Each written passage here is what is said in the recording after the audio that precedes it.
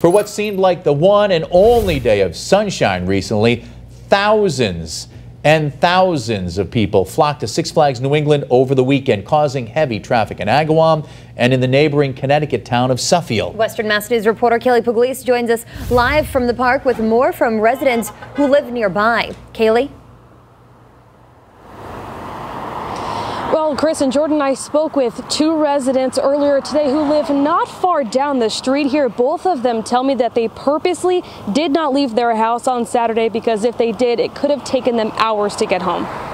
There's always been traffic. This year seems to be extremely more aggressive than normal. Traffic backed up for miles this weekend for those heading to Six Flags.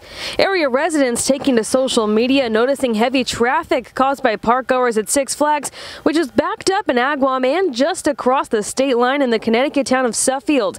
Some even saying those stuck in traffic threw trash onto their lawns. Agawam Mayor Bill Cepelli tells Western Mass News he hasn't seen park traffic like this in decades. And I'm going to refer to it as the perfect storm. What you had this past Saturday, in my opinion, was you had a month of weather that was absolutely abysmal, as we all know.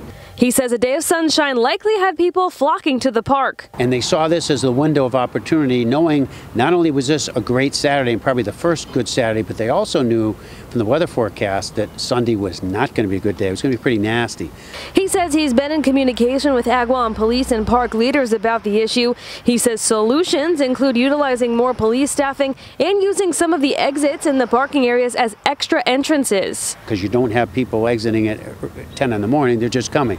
So to utilize that to get them off the main roads as well. Agawam and Suffield police departments working with the park to hire additional officers to help get patrons into the park. But once you have the cars here in town and the people in the park, and now you're trying to park, you're trying to get people in, at that point it's almost just at the control stage to try to limit the commotion and the traffic jams.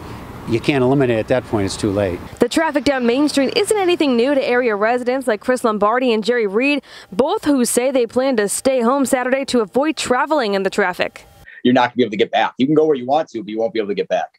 You never really know what you're going to get. You kind of have to really guide your day out and hope that you kind of find little gray areas when they're not here. And then if not, then, just come home as late as possible. Western Mass News reached out to Six Flags leaders earlier today who declined an interview, but they did say in a statement on Sunday that they are working on resolving the issue and apologized for any inconvenience. For now, live in Agawam, Kaylee Pugliese, Western Mass News.